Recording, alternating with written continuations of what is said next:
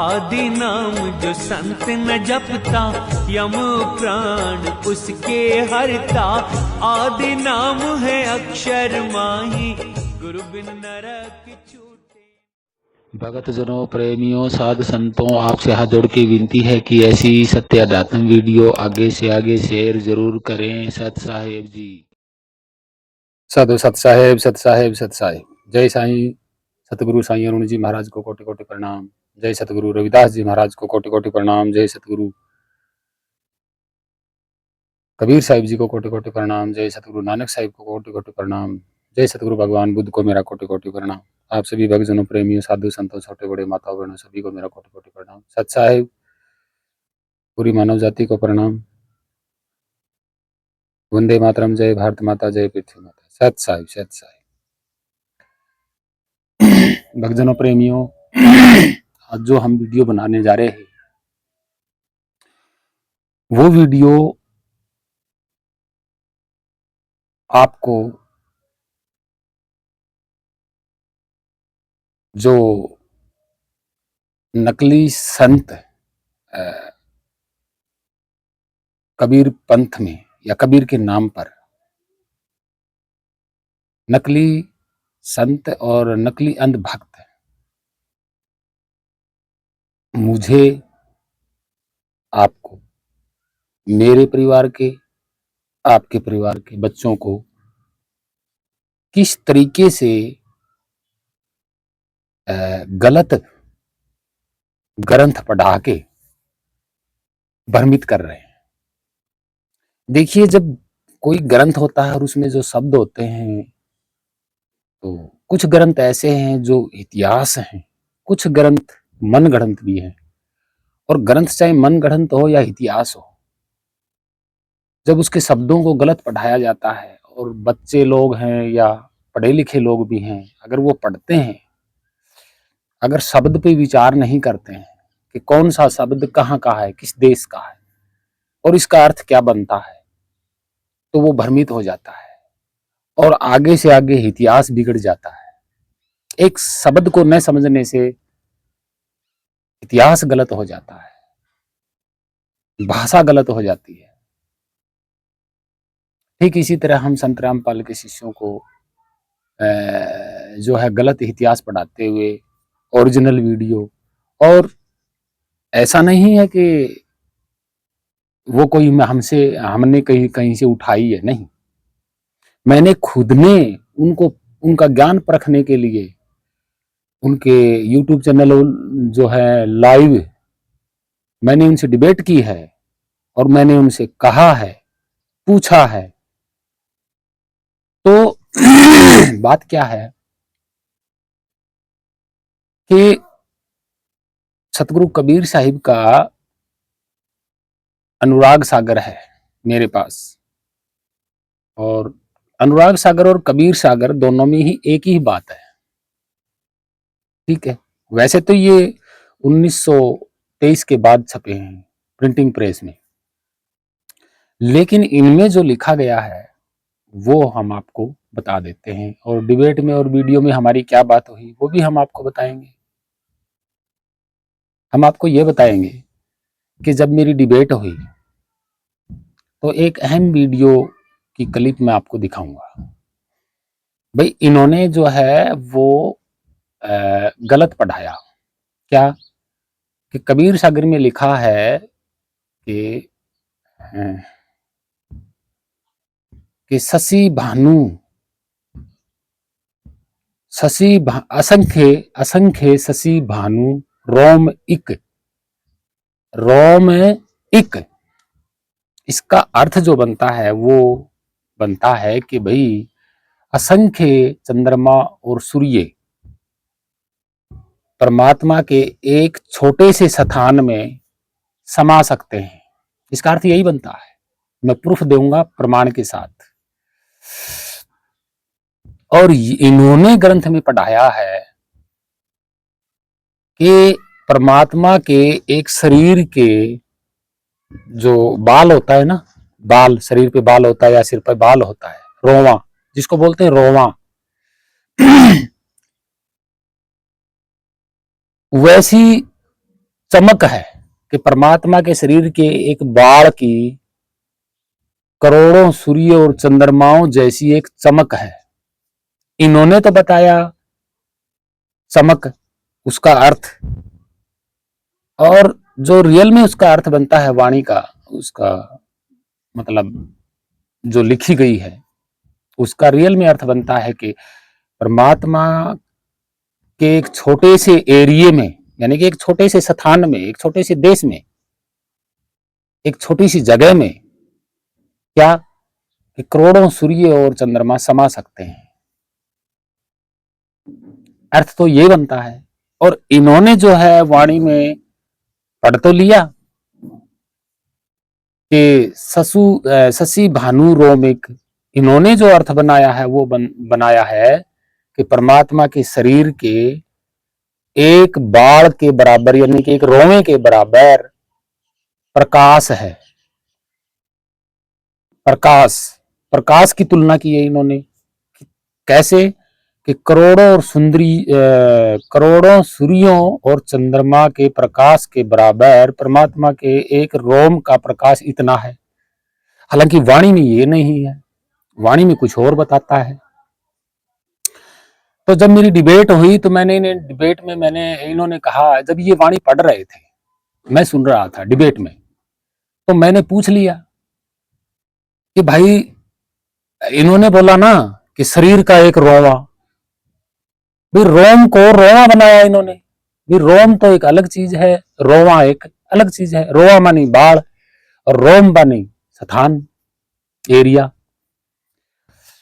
तो इन्होंने जब ये पढ़ा, जब ये बोल रहा था एक बंदा कि परमात्मा के एक शरीर के बाढ़ की इतनी चमक है कि सूर्य और चंद्रमा भी फीके पड़ जाए, उनकी रोशनी भी फीकी पड़ जाए। इन्होंने पढ़ाई ये गलत, हालांकि लिखा कुछ और है। तो मैंने पूछ लिया कि भाई रोम का मतलब तो देश होता है, एक एरिया का, स्थान का नाम होता है। तो ये 5-6 बंदे थे और मुझ पे हंसने लग गए। तो इन्होंने क्या सोचा, इन्होंने अपने आप को बड़ा मान लिया कि एक मेरी बात पे जो है ये हंसने लग गए। इन्होंने मुझे झूठा साबित कर दिया कि रोम एक स्थान या देश नहीं होता है, रोम एक एरिया नहीं होता है। इन्होंने रोम का मतलब बाढ़ बताया, हमने स्थान बताया, एरिया बताया। और इनकी पोल हम खोलेंगे कि मैंने रोम के बारे में क्या कहा है, इन्होंने रोम के बारे में क्या कहा है। आप एक वीडियो जरूर देखें अच्छी तरह से। तो मैंने तो रोम को एक स्थान, एक एरिया, एक देश का नाम दिया है, और इन्होंने रोम को परमात्मा का बाढ़ के प्रकाश के बराबर बताया है। तो जरिया, अब आप इस वीडियो को ध्यान से देखना कि हम क्या कह रहे हैं, हम क्या कह रहे हैं और ये क्या बता रहे हैं रोम का। डिबेट में यूं का यूं आवाज है, रिकॉर्डिंग है, हम भी हैं, और मेरे पे हंसे भी थे ये लोग। तो जरा देखिए। गरीबदास जी महाराज जी ने यह भी ख्याल विशाल सतगुरु, ये जब वाणी आती है तो इसमें आगे कहा गया गरीबदास जी ने कि कोटि भानु प्रकाश पूर्ण रोम रोम की लार है। अब कबीर सागर के अनुसार अगर हम ध्यान से पढ़ें कबीर सागर में, तो हंसात्माओं के शरीर की शोभा धर्मदास जी ने बताई थी, 16 सूर्यों का प्रकाश था हंसात्माओं का। फिर उन्होंने कहा था कि सतपुरुष की महिमा वर्णी न जाई, कबीर सागर में है ये। और करनैनो दीदार में कबीर परमेश्वर जी ने स्पष्ट किया है कि परमात्मा के एक रोमकूप का प्रकाश कोटिन भानु उदय जो होई, और एते ही पुनि चंद्रलक होई, और पुरुष रोम सम एक न होई, ऐसा सतपुरुष दरबारा है। उसी के आगे, जैसा कि मैं इन भाई को जानता हूं, मैं इन जनाब को नहीं ये अगर अपनी बातें सिद्ध मानेंगे, नितिन दास की बातें सिद्ध मानेंगे, तो ये बाकी जो महापुरुष आए उनकी बातें खंड कर देंगे। जब गरीबदास जी ने कहा है कोटि भानु प्रकाश पूर्ण रोम रोम की लार है, करोड़ सूर्यों का करोड़ सूर्य करोड़ चंद्रमा मिला दे, इनका मिला जुला प्रकाश भी परमात्मा के एक रोम के आगे फीका है। कबीर साहब रोम यही क्या कहते हैं। होता है? कोटि नहीं, रोम का अर्थ बताइए जरा। रोम क्या होता रोम है का भाई? अर्थ रोम बताइए। होता बाल, बाल बाल बाल होता है। हेयर क्यों हेयर। झूठ बोल रहे हो? क्यों झूठ बोल रहे हो भाई? अरबी फारसी का शब्द है, ये रोमानी देश होता है। क्या होता है? अरे क्यों झूठ बोल रहे हो? रोम क्या होता रोमानी है? देश होता है।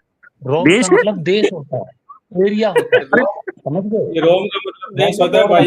ये पता क्या, ये पता ऐतिहासिक क्या, बात ये कीजिए। पता क्या भगत जी, ये क्या है? नितिन दास ने अपनी अगली भाई, डेस्टिनेशन बताई। आप लोगों ने देखा कि हमने रोम का मतलब एक देश, एक स्थान, एक एरिया का नाम बोला है, और इन्होंने ये हंस पड़े और इन्होंने बताया कि परमात्मा का एक शरीर का बाल।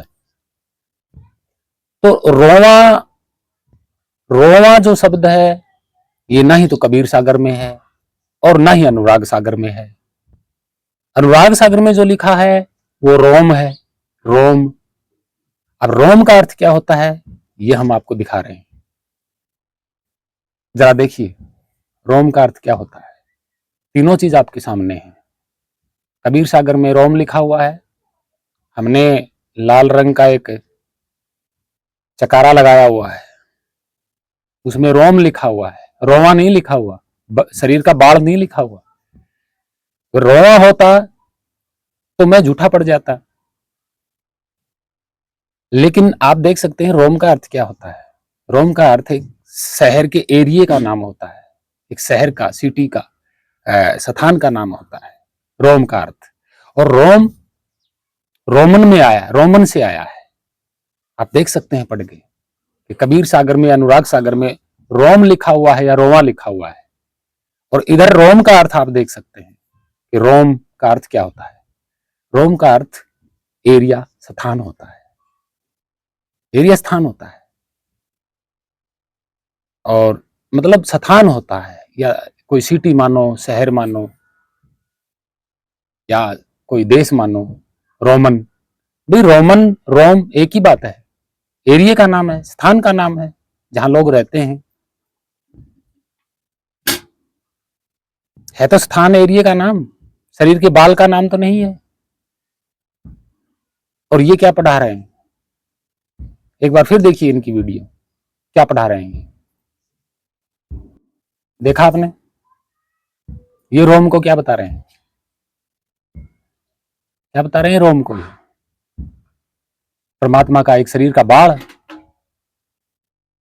और इतनी चमक बताई इन्होंने कि असंख्य करोड़ों सूर्य और चंद्रमा के जो प्रकाश से भी ज्यादा प्रकाश है किसका? परमात्मा के शरीर के बाल का प्रकाश बता रहे हैं ये पाखंडी, झूठे एक नंबर के, जो झूठा इतिहास पढ़ा रहे हैं, झूठा शब्दों का इतिहास पढ़ा रहे हैं। और आप क्या देख रहे हैं, रोम का मतलब एक एरिया, स्थान, देश का नाम है। इटली है, रोमन भी है, रोमन देश भी हुआ है।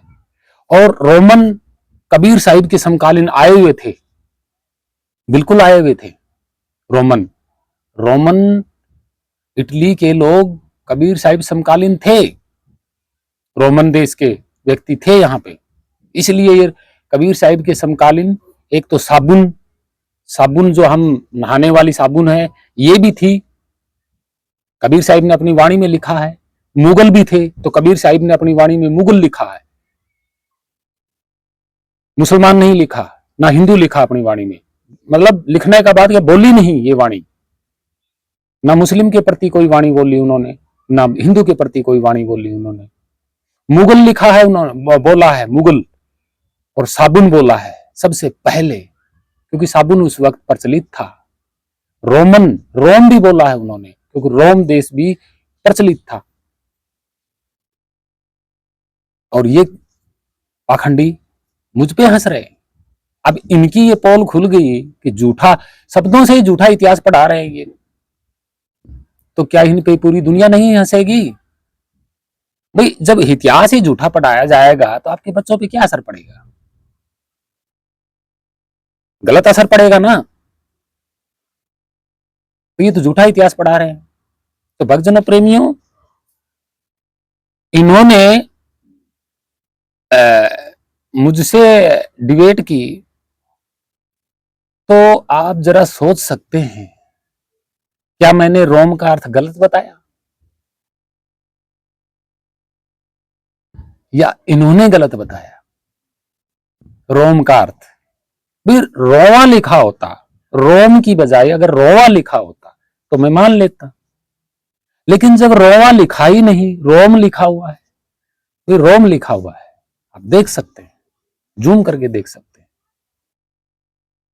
इसका अर्थ क्या है कि करोड़ों सूर्य चंद्रमा परमात्मा के एक छोटे से स्थान में, एक रोम में, एरिया में समा सकते हैं। इसका अर्थ यह बनता है, यहां प्रकाश की तो कोई बात ही नहीं है।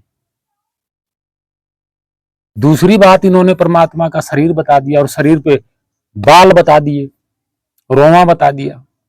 सबसे पहले तो ये मूर्ख अज्ञानी लोग प्रमाणित करें, क्या परमात्मा का शरीर है?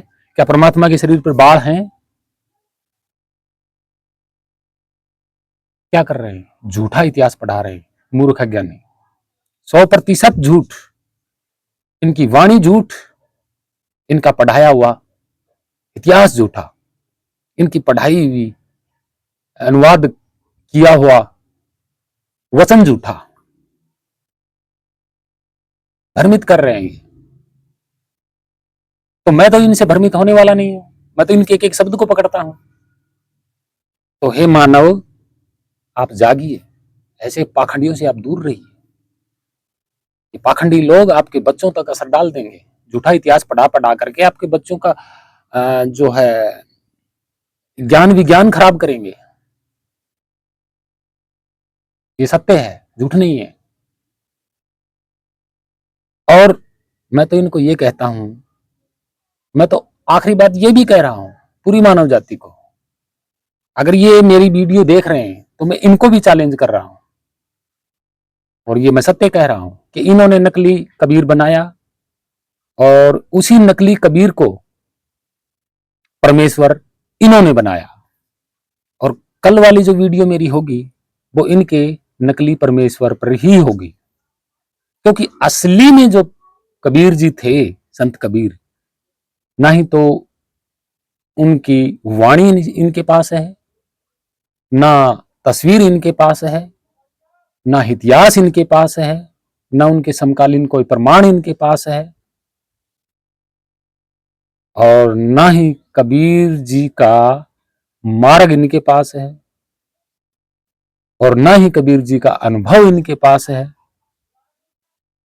तो रियल में असली कबीर का, संत कबीर जी महाराज का इनके पास है क्या?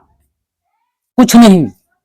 अगर है तो 1923 के बाद छपे गपोड़ गाथा जो ये खोल खोल दिखा रहे हैं वो है इनके पास, और कुछ नहीं है इनके पास।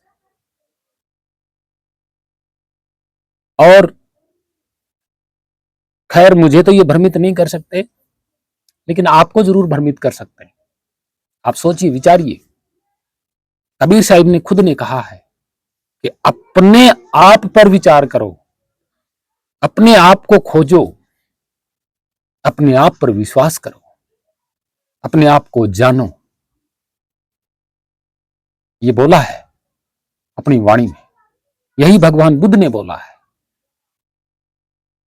कि अपना दीपक खुद बनो। यही रविदास जी महाराज ने बोला है, बिल्कुल बोला है कि अपना दीपक खुद बनो। और इन्होंने क्या किया? आत्मा और परमात्मा की जो, और जीव आत्मा की काल पकड़ ले जाएगा जीव को, ऐसी अवधारणा इन्होंने झूठी फैला दी। भाई कहीं तो दिखाएं, ये कबीर साहिब का खुद का लिखा हुआ तो दिखा सकते हैं ना, ये कि ये लिखा हुआ कबीर जी ने। भाई कबीर जी के समकालीन इनके पास कोई कुछ है ही नहीं, तो फिर ये इतना बड़ा इतिहास, परमात्मा का इतिहास, आत्मा का इतिहास, परमेश्वर का इतिहास कहां से लेके आए? और इनका खुद का अनुभव क्या है भाई? जब मैंने इनसे पूछा कि भाई तुम शरीर में कहां बैठे हो, तो इन्होंने कोई जवाब नहीं दिया। जब ये, आप सोच सकते हैं, जब ये अपने आप को नहीं जानते तो क्या खाक बताएंगे कबीर जी के बारे में? कबीर जी के बारे में क्या बताएंगे जब जानते ही नहीं असली असली संत कबीर जी के बारे में, ये जानते ही नहीं। इन्होंने तो नकली कबीर बनाया 1800 के बाद, और नकली कबीर को बना करके परमेश्वर घोषित कर दिया, प्रकट कर दिया, कमल के फूल पे बैठा दिया। क्या ये पास में खड़े थे जब कबीर शायद कमल पे फूल पे अवतरित हुए? पास में खड़े थे ये? और जब सह शरीर गए तो क्या पास में खड़े थे ये? क्या एविडेंस है इनके पास?